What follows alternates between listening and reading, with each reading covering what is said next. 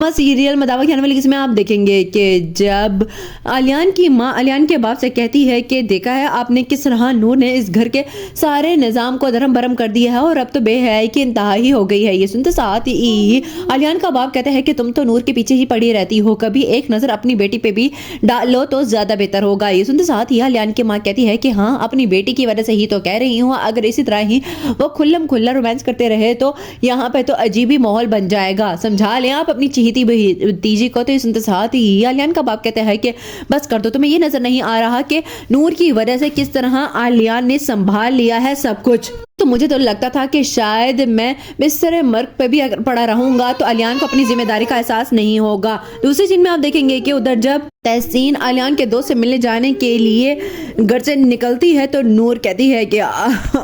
कहाँ जा रही हैं, आपको थोड़ा सा इंतजार कर लेना चाहिए ड्राइवर का, या फिर मैं आलियान को बुला देती हूँ। तो सुनते साथ ही तहसीन कहती है कि खुद तो तुम पिटती रहती हो अकेले और मुझे कह रही हो कि मैं इंतजार कर लूं, ऐसा हरगिज नहीं है, पीछे हटो, अपनी सहेली से मिलने जा रही हूँ, तुम्हारी तरह किसी आशिक से नहीं। तो सुनते साथ ही नूर कहती है कि